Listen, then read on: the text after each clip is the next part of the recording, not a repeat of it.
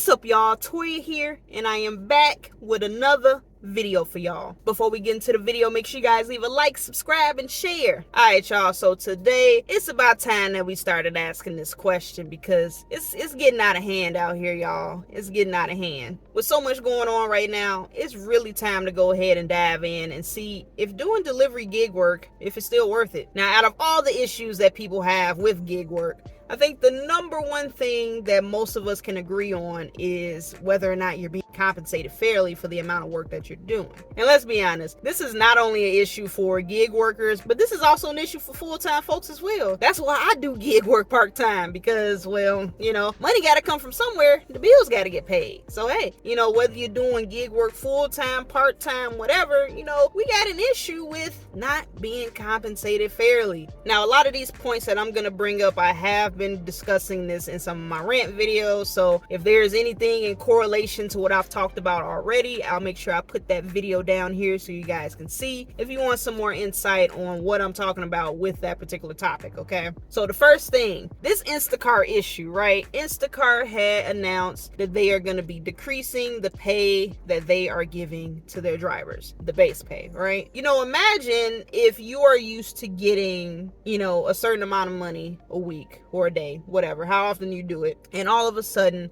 Instacart comes out and say, hey, well, you know what, we're gonna go ahead and cut your pay in half, and making the drivers more reliant on tips when we already have like this crazy tip culture that is just out of control. It just creates this unnecessary tension between the driver and the customer, because the customer is like, well, I'm already paying this amount for, the service, and you're upping the prices and this and that. And then it comes back down to, okay, how much is the driver getting paid? And a lot of people, they don't know. Some people literally think that the drivers are receiving that delivery fee or that service fee or both. There's a lot of ignorance when it comes to the delivery gig scene, as far as, like I said, what the customer thinks the driver is actually getting paid. After everything's all said and done, you done paid your extra $10, $15, maybe $20 in fees and whatever, then you're expected to tip. And then they don't. So then you're just relying on the base pay. And like I said, going back to the Instacart example, base pay has been cut from $7 to $4. So imagine you did an hour worth of work and then that person doesn't tip. You got $4 for a whole hour of your time. And this is why I said in my tip video, it's important to tip, because unfortunately the companies, they ain't gonna get it together. And if I'm gonna be ordering, some type of service, whether it's grocery delivery, just food delivery or whatever, if I have the money to go and pay for the service, it's not gonna hurt me if I gotta go ahead and give a few extra dollars for a tip. And like I said before, some people might agree, some people might disagree. But back to the main point, that's the type of culture that we've evolved into. Now, I'm a newbie in the game. I've only been doing gig work consistently since the end of last year. I dabbled in doing some DoorDash during 2020. So, I'm a newbie in the game. I'll admit I'm a newbie. But in this short time that I have been in the gig scene, I'm seeing a lot of BS. I'm seeing a lot. And y'all know how I do. I gotta call it out how I see it. That's just what I do on this channel. But with all that being said, between the issue of the companies lowering the pay that they're giving to their drivers, and like I said, the Instacart example, that's just a blatant slap in the face to drivers. They literally announced hey, this is what we're gonna do. But then at the same time, you got other apps, they're doing this little subtle stuff behind the scene, and you may not really notice it up front. But if you start digging in and actually paying attention to the jobs that you're picking up, you can kind of see okay, hold on. You can go ahead and see hold on. Y'all trying to cheat me. You really got to go and analyze the types of jobs that you're picking up. And that's just so you can kind of make it worth it. Now, profit is profit. I can agree with that. Some people may be look, I got to go ahead and do what I got to do. I'm going to take this $3 order. I'm going to take this $5 order. You bring everything together, you might make $50 for that night. Money is money. But do not ignore the fact that these companies are doing everything in their power to save as much money as they can. And so with all of that, is it worth even staying in this game? Now, I think I seen a comment a while back where somebody was talking about how gig work has changed a lot, and getting into gig work now may not be the best compared to if you tried to get into it a couple years ago. And I've seen some people say the complete opposite. It kind of varies. Like I said, everybody has their different opinions. But this is how I see it, okay? You have to pick and choose what is going to work the best for you. So you have some people who have pretty much nothing to work with. They have no choice but to take everything that comes their way, and that's perfectly fine. I'm not gonna knock them for it. Some people might say, well, why would you take a $2 order and you gotta drive 10 miles or something? Now, obviously for me, I ain't gonna take it, but for somebody else, $2 is $2. $2 is profit. That's profit in their eyes. And they keep doing it, and before you know it, hey, maybe they go ahead and get into one of those programs like, the Top Dasher program, or what do they have now? I think it's called Platinum or something. I don't even know what it's called anymore. But you have those people who are willing to take everything, and then you got people like myself. I'm probably on the extreme side of cherry picker because I already have a full-time job. So having a full-time job and not really having as much flexibility compared to somebody that does gig work full-time, I have to be very, very, very picky when it comes to the jobs that I'm picking up. Just so you guys know, full transparency,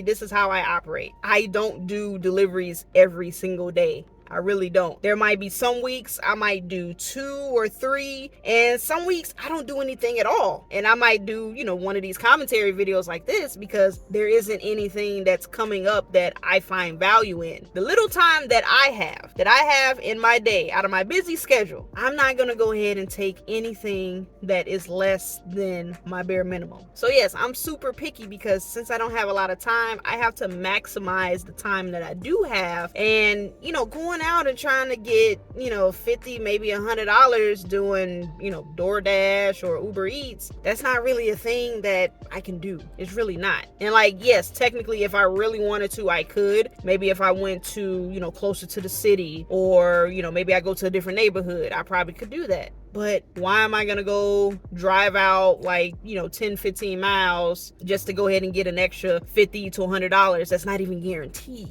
That's the thing. It's not guaranteed. I would rather take that overall gig, like I said, if it's roadie, if it's Amazon, if it's a delivered order, whichever, and I know how much I'm gonna get paid up front, and I know, that's guaranteed money for me. That's how I work. So like I said, everybody's gonna operate differently. So if you're new trying to come into this gig work game, you gotta already have certain expectations or certain standards already established for yourself, so you don't get underwhelmed. Because I mentioned this one time, there's a lot of people, especially on YouTube, they go ahead and advertise, oh, I can make this amount of money, and you could do this, and you could do that, and blah, blah, blah.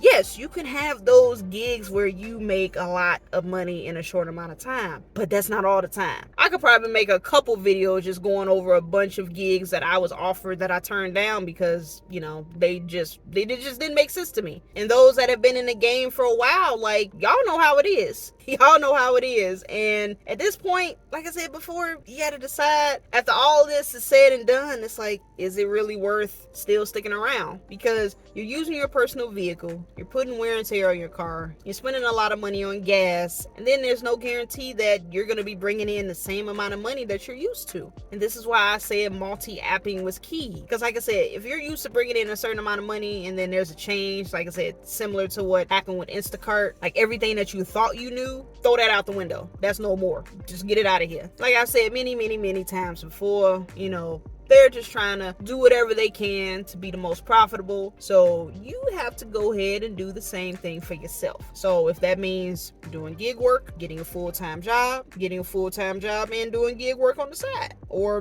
whatever works for you, because everybody's situation is different. What works for one person might not work for the next. So we got to keep that in mind too. So with that being said, take a look at your situation. Is it worth to continue doing gig work based off of what you need for yourself, for your family, whoever you got to provide for? Is it worth dealing with all of this, just whatever you want to call it, all the BS? Is it worth going through all of that to go ahead and provide for your family? You know, we just out here trying to do the best that we can. And whether that's by finessing and trying to cherry pick and, you know, get the most profitable stuff, you know, whatever works for you. You know, that's all we trying to do is just provide. What works for you? What works for you and your family? Should you just call it a day, get a full-time job so you don't have to worry about all the BS? Do you work full-time and do this part-time? Or do you decide to go all in into delivery gig work? Maybe even invest in a cargo van. Make the big bucks. Whatever you decide, that is up to you. You decide what journey you want to go on. Just know that there will be obstacles along the way, no matter what path you choose. Just make sure whatever you do, you're doing it in the best interest of yourself and those that you got to provide for. So there's no right or wrong answer here. So you tell me, is it worth doing delivery gig work? That's up to you to decide. Got a little deep there for a second, didn't we? But nah, y'all, I'm gonna go ahead and get up out of here. I hope you guys enjoyed this video. I'm gonna catch you guys on the next one. And as always, stay safe out there and keep grinding.